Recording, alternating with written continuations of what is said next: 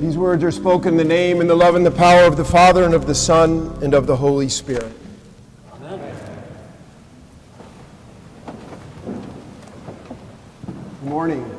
I'm so pleased to look out and see you all here this morning. As many of you know, about 10 or 11 weeks ago, my nephew became deathly ill. And I've been asked often about John, and I just want to say to you that John is at home and that he is recovering. He has a long road of healing before him, and the doctors think he is moving at light speed, and John thinks that he is crawling forward. I want to thank you all for your care and concern and for your prayers. John's case is much talked about at the Columbia Presbyterian Hospital Network as somebody who was so near to death and is progressing forward at such a rapid rate. But I can tell you that for all of us who have been so close to John's life and his near death, that we are sure, and I say this, we includes doctors and nurses too, that there are spiritual powers beyond our knowing involved in John's recovery too. For those of us who are so close to it, it sometimes seems as though it is nothing short of a miracle. And I have vivid memory, and one I shared with some of you prior, of being at John's bedside on its most grim time and kneeling in the ICU thinking that I was alone. Undoubtedly there were nurses and other aides in there, but I wasn't paying attention to them, and I prayed and said, Lord, you called Lazarus out of the tomb, and I'm asking you to bring John out of his impending tomb. Then I stood up and was standing at his bedside, and my sister was standing at his bedside, and we were both holding on to the rails on the side of the bed, even though John was sedated and wasn't going to roll out.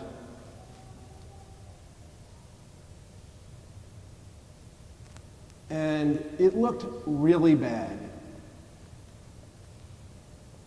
And my sister said to me, "He is my only son, my only child."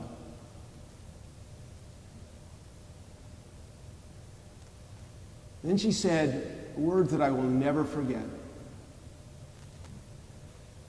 There is a hell for which there are no words. And as she said that, I felt as though we were sliding into that hell of darkness on a plane. It was like, in my mind's eye, it was 45 degrees, and there was no place to get a hold, to get a grip. We were simply sliding into soul-searing pain that would never, ever end. Now, I tell you that story because that is exactly what is happening in Jesus' gospel today. Jesus comes upon a woman who is suffering a hell for which there are no words. Her husband has died. She is a widow. And her only son, who was a young man at this point, has died too. And in her world, this goes beyond loss of love. This goes to a place of homelessness, for there is no insurance company in her world. And a woman who loses her men is essentially unconnected. And Jesus has been traveling about the hillsides of Galilee. And if you remember last week, he was moving about and he was met by some Jewish elders who were pleading to him that he might save the centurion's slave. Remember this story? And as he is walking along, he's met with another batch of people sent from the centurion's house. And the centurion says to him, do not come under my roof, for I'm not worthy to receive you. Only say the word, and my slave shall be healed. And Jesus says, I have not experienced such faith in all of Israel. And when the contingent returns home, the slave is healed. And as Jesus is walking about, this is relatively early in his ministry, he has disciples with him, and there is a great crowd that now follows him about, though they are not his disciples per se. These are the people that he later feeds at the feeding of the 5,000. One says they are like sheep without a shepherd. They're simply following him about. And as he walks through this verdant countryside, likely on paths that are something like country roads, he comes to the little village of Nain, which still exists today, though it has an M at the end of it now. It is 3 miles from Nazareth and 25 miles from Capernaum, which is on the Sea of Galilee, where Jesus is living at this point. And in Jesus' world, they would cover far more ground walking than we would ever think about covering. And he has kind of like his entourage with him. And he comes upon this little village, and it has a village gate. The village gate is likely to be 2 stone posts with no gate in front of it, so there's no fence around it. But we hear over and over in the New Testament, remember the stories of the beggars at the gate? This was a place where people gathered. And Jesus' contingent comes upon another contingent. And that contingent, of course, is the funeral procession for the widow's only dead son. When you think about this, perhaps you might think about those scenes that we sometimes see sprayed across our television when somebody dies in some horrifying attack in that part of the Middle East, which is so tortured by war. And you see the men of the community carrying the casket on their shoulders, or perhaps they have a plank of wood, and then the casket sits upon the casket, and behind the casket is the mourning family, which is weeping and gnashing their teeth. Well, that's what happens. That contingent meets Jesus' contingent at the gate, and it says that Jesus is moved with compassion.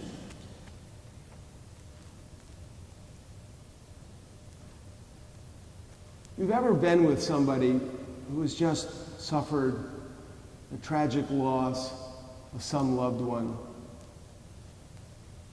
it is, I'm lacking words here, but it is most powerfully potent to be in their presence. And Jesus is moved with compassion, and he says to her, "Do not weep."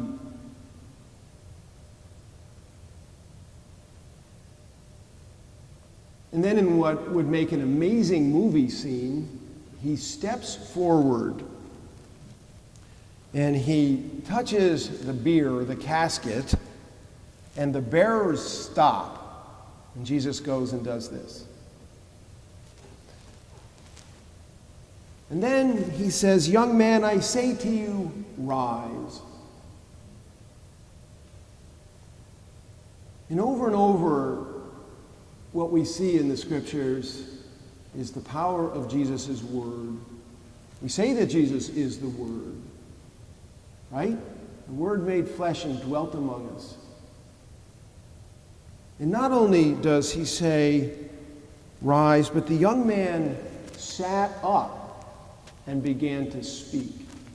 Imagine what that must have been like. What a freak out. And then it says, in an incredible line, Jesus gave him to his mother. You know, we only quote one little snippet of the scriptures, and we miss over and over these incredible lines. And this is one of these incredible lines that nobody ever talks about. Jesus gave a dead son alive to his mother. And I can tell you, that is the only thing in the world that she wanted. That's the only thing. And I can tell you now, she would have died that he lived. She wanted one thing. She wanted her son alive. That was it. And Jesus gave her her son. Not to overshare here, but I think that that is how my sister feels. And it says, fear seized all of them, and they glorified God. Now, biblical fear, the word fear in the Bible is not how we use fear in our world. We fear a terrorist attack, right? And we do not glorify God for that. So, biblical fear is the presence, the overwhelming presence of God. That's what biblical fear is. And when God overwhelms you, you are, your own being feels quite underwhelming. Feel very small.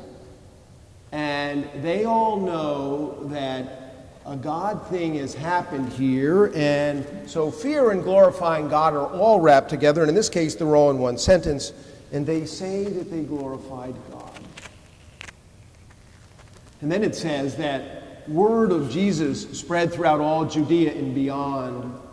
And here's the image in the gospel, which is Jesus, remember, an itinerant preacher with no ecclesiastical authority, moves about, and oftentimes in Mark's gospel tries to keep it a secret, but in front of Jesus is this unseen wave of the word that is happening in Jesus, and it precedes him as he moves about. And that's what the gospel story is telling us. But what about you, and what about me? I know a lot of you, and I know some of you incredibly well. And every person I know in this congregation is full of struggles. They're in there. We don't talk about them that much. Who wants to hear about them? Right? But they talk to us. And they talk to us when we stop. We can stay busy and put that voice off doing all kinds of things, but somewhere, maybe it's 2:38 in the morning,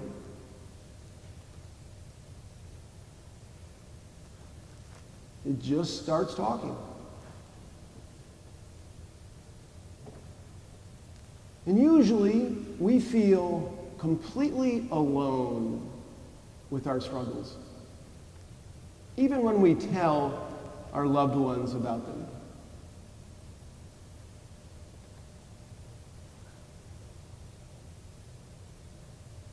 And as far as lines in the Bible that we don't talk much about, and we really should,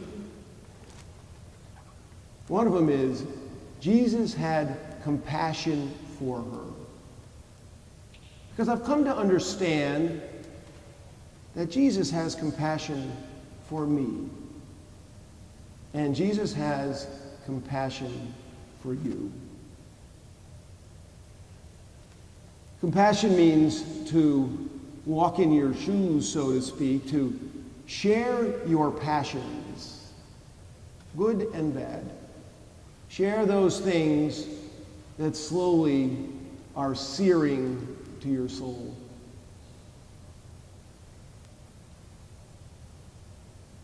And though I don't really know how to describe it, I can just tell you that it is unbelievably comforting to know that your Lord has compassion for you, and that you're not alone in your suffering.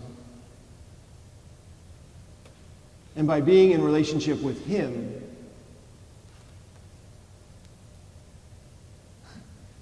you have a chance. You're just not going to drown in your own misery. That there is help, and it is divine help.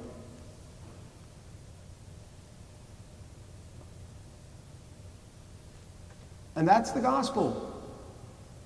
That's the message. Jesus is real. He is alive. And He is there, fully human and fully divine, with and for you. That's why word spread about Him. And that's why 2,000 years later, we're sitting in church. Amen.